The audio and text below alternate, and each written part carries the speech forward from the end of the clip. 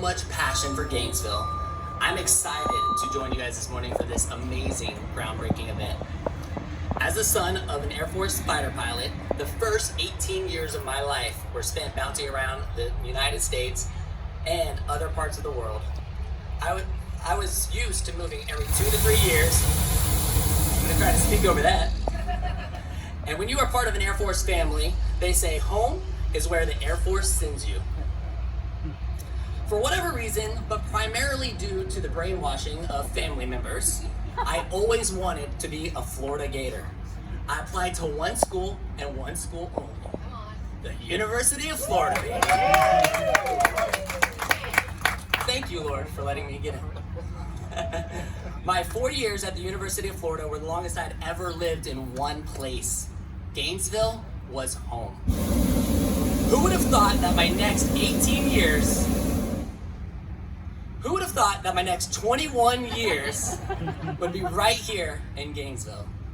Most of the beautiful events in my life have happened right here. I graduated from the university.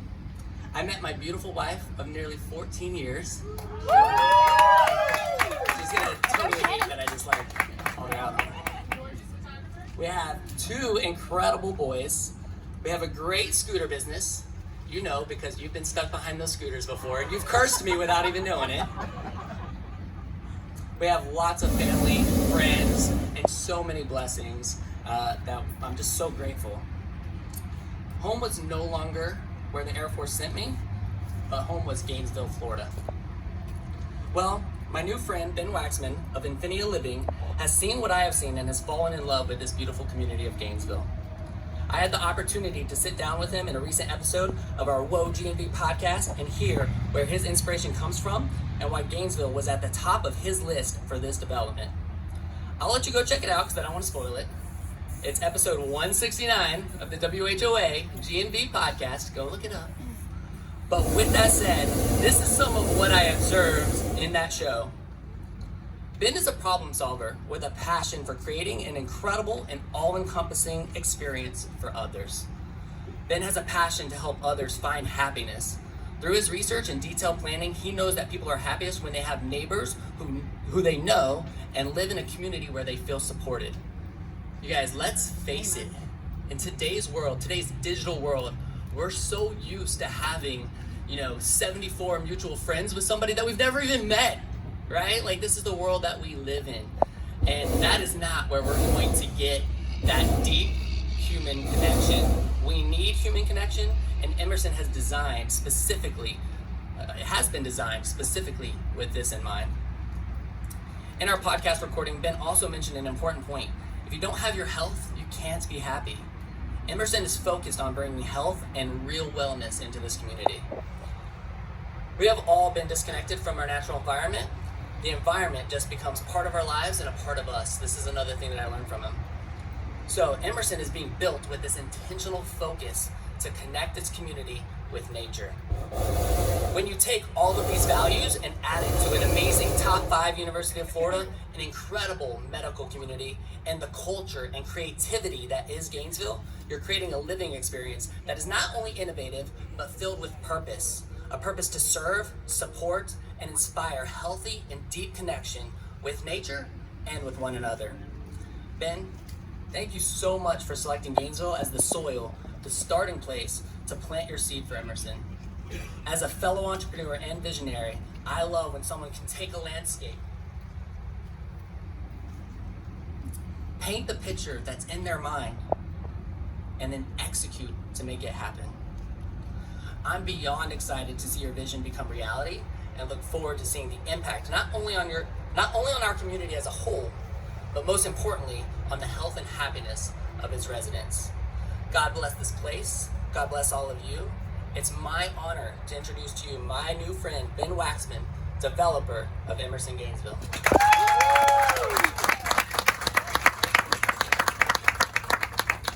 Thanks. I met Colin on our doing a podcast, and I said, wow, that's a talented guy. He's going to go places. So thank you so much, Colin. I appreciate it very much for you coming here and introducing me. The idea and concept of Emerson has been years in evolving. So what happened is I came up with this idea many years ago. How can I create a community where people have the opportunity and the chance to connect together, to do it in a way that connects themselves with nature and at the same time connects to the university community? What a great community Gainesville is. Gainesville has so much going on. We have expansions going on in Butler Plaza. We have all this retail available to people. And what we're lacking is a residential community where people would have the chance to connect. So I looked around and I said, what can we do?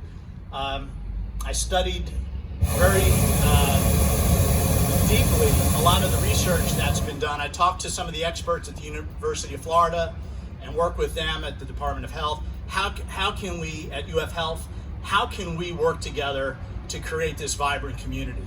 So I'm proud that there's been this team effort in trying to figure out how best to do this. So the genesis of this is very simple.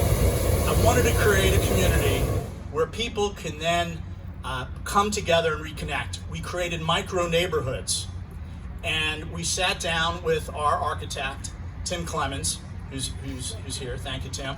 And through a series of discussions and debates, and one of the most significant ones we had was when I said, Tim, we really need to put a bench in this spot. And if we put a bench in this spot, people will sit.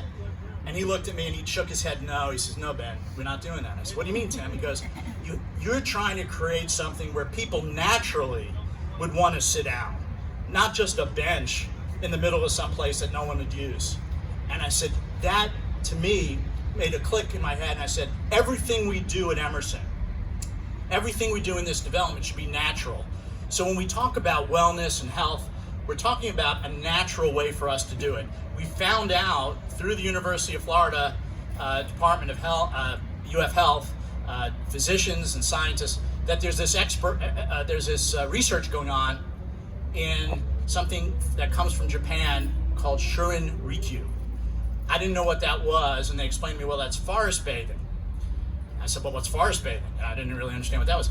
So if you walk through nature for 2 hours a week, the physiological benefits that one receives is enormous, and they do not know why. So there's lots of research going on. I remember I called my wife and I told her about this, and she says, well, that's really funny. I just read in the newspaper that Kate Middleton in England has taken on forest bathing as her charitable exercise in England. And in England, you have all these trails. And so we know there's a lot to it. So if we, when I went back and I started thinking about this, we took this book, which by the way is in the gift bags, that everyone has a book, by Ralph Waldo Emerson. It's an essay called Nature.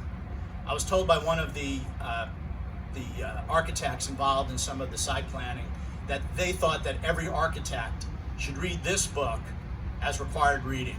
What it does is it tells us all that the importance of connecting the natural environment with our living space, and that there really is no, or should be no, separation between the two. This creates good health and healthy living. The other part of this is the connection to the university. I don't want to forget that. By connecting to the University of Florida, all the amazing things that go on there, and I know I've spoken to many people in Gainesville, we take it for granted. We have Nobel Prize winning scientists. This is one of the greatest research universities in the United States, at the University of Florida. And so if we can tap into that, I believe it will help our neighbors in the neighborhoods begin to reconnect with their interests. And I went back and I said, some of the times that I've created the greatest friendships were involved with people where I shared mutual interests. We shared mutual interests.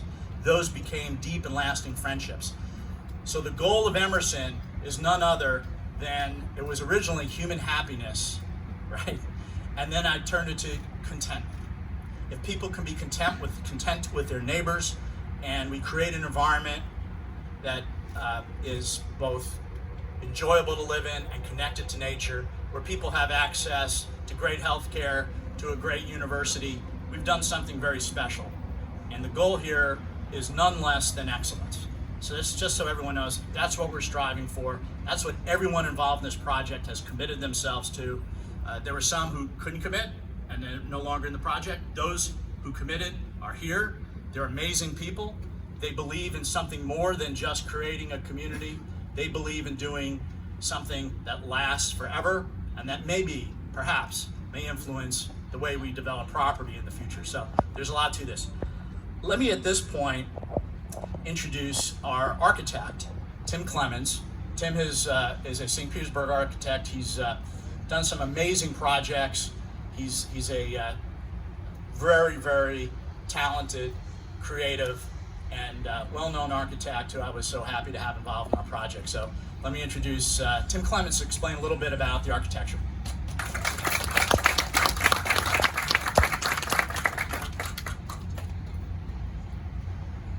Good morning, everyone. Good to see you. I'm Tim Clemens with Place Architecture. As Ben said, we're in St. Petersburg. But I too was an Air Force brat and moved around the country quite a bit. Our great overseas assignments were Newfoundland and Alaska, so I didn't get to, all my friends had been to Japan and Germany, and we got Newfoundland and Alaska, but I enjoyed it. But we did wind up in Florida, and that's right, Florida Panhandle for junior high school and high school, and then I too also am a Florida Gator. Got both my undergraduate and my master's degree in architecture years ago. When the football team was not so good, if you can think back. My practice has been mostly in the Tampa Bay area. This is my first project in Gainesville, so that was a really great opportunity that I was very excited about to get a chance to work in a town that had meant so much to me for so long. We do a lot of multifamily projects. The name of our firm is Place, and really what I firmly believe is what architecture about is creating communities and creating places that are meaningful to people to live their lives, and to live their lives. Ultimately, humans are the ultimate social animal, right? So we live our lives with our families first, but we live our larger lives with our communities.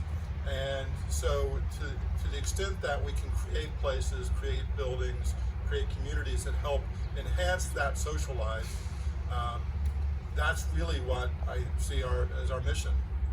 So whenever we start a project, the thing that's the most gratifying is when we have a client who has a vision, who has some idea to spur us on, to get the creative juices flowing. I guess if you write a novel, if you paint paintings, you can just sort of go do it on your own. As an architect, I've got to wait for someone to ring the phone, to send me an email and say, hey, I've got an idea, would you be interested in working with me on it? And when Ben first approached us, we were very interested. It was clear he had a vision. I mean, there was a lot of discussions that we've had and a lot of figuring it out as we went, but the core idea Ben had from the very beginning of creating a place where people really do create community in a setting that connects them to the basic things that matter most to us.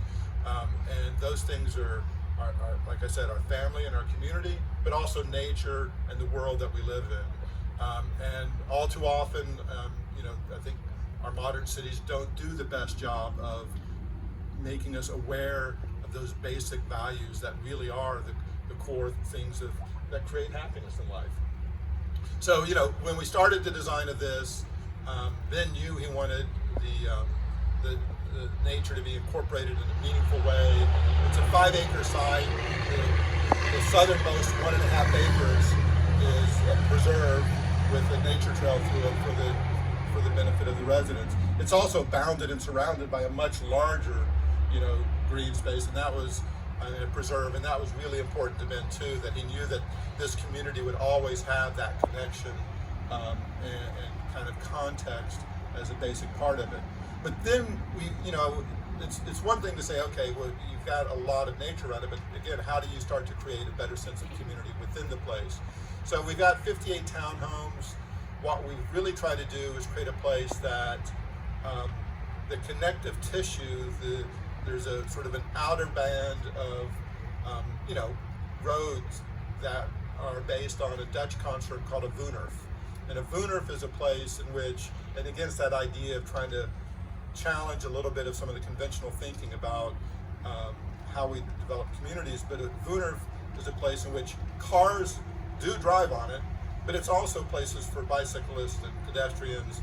So we just don't try to make those harsh segregation and give over, because when we do that, what we find is we give 90% of the road width to cars, because cars are big. People and cars are sort of inflexible.